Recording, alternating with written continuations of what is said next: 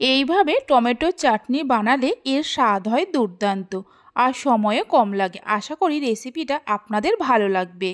নমস্কার বন্ধুরা, রূপাস কিচেনে সবাইকে স্বাগতম। তাহলে চলুন দেখে নেওয়া যাক। এখানে আমি 700-র মতো টমেটো নিয়ে টমেটোগুলোকে ভালো করে ধুয়ে নিয়েছি। এবার 4 টুকরো করে কেটে নেব। আমি 700 গ্রাম টমেটো দিয়ে বানাচ্ছি, আপনারা নিজেদের প্রয়োজন মতো টমেটোর পরিমাণটা বাড়িয়ে কমিয়ে নিতে পারেন। সবগুলো টমেটোকে কেটে নেওয়ার পর একটা মিক্সির জারের মধ্যে দিয়ে পেস্ট করে নেব। আপনারা চাইলে টমেটোগুলো গ্রেট করে নিয়েও চাটনিটা বানাতে পারেন। ভালো করে পেস্ট করে নেওয়ার পর গ্যাসের ওপর একটা কড়া বসিয়ে দেব। কড়ার মধ্যে দিয়ে দেব 1 চামচের মতো সরিষার তেল। তেলের মধ্যে দিয়ে দেব 1/2 চামচ গোটা সর্ষে আর 2টো শুকনো লঙ্কাকে 2 টুকরো করে নিয়ে ফোড়নে সুন্দর গন্ধ আসা পর্যন্ত ভাজতে থাকবো, প্রায় 10-12 সেকেন্ডের মতো। ফোড়নে থেকে সুন্দর গন্ধ বেরোতে শুরু করলে পেস্ট করে রাখা টমেটোগুলো দিয়ে দেব। মিক্সির জারের মধ্যে সামান্য জল দিয়ে সেই জলটাও দিয়ে দেব।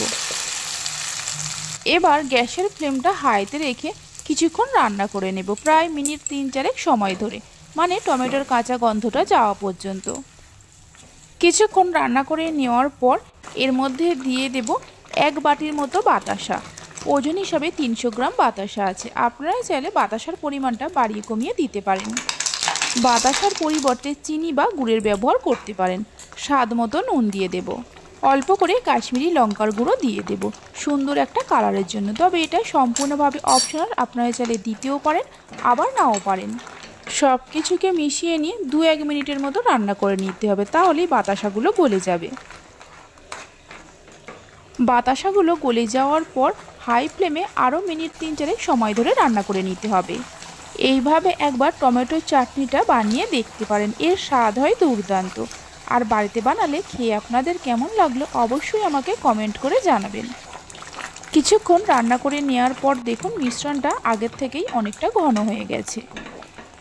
এই সময় গ্যাসের ফ্লেমটা লোতে করে দেব। অল্প একটু পাকা তেঁতুলকে 10 মিনিটের জন্য হালকা গরম জল দিয়ে ভিজিয়ে রেখেছিলাম। এবার তেঁতুলের কাতটা ভালো করে বের করে নিয়ে এর মধ্যে দিয়ে দেব। তেঁতুলের কাতটা দেওয়ার পর মিশিয়ে নিয়ে মিনিট 2-3 রান্না করে নিতে হবে। রেসিপি ভালো লেগে থাকলে অবশ্যই একটা লাইক করবেন, বন্ধুদের সঙ্গে শেয়ার করবেন। ভালো লাগলে চ্যানেলটি সাবস্ক্রাইব করে পাশে থাকা বেল আইকনটি প্রেস করবেন নতুন রেসিপির আপডেট পাওয়ার জন্য।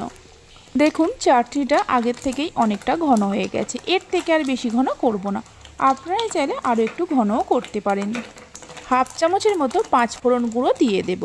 গোটা 5 ফোড়নকে কড়ার মধ্যে হালকা করে ভেজে নিয়ে আগেই গুঁড়ো করে রেখে দিয়েছিলাম।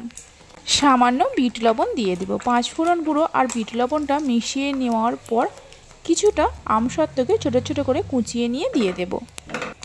আমসত্ত্বটা দিয়ে মিশিয়ে নিয়ে গ্যাসের ফ্লেমটা বন্ধ করে দিতে হবে।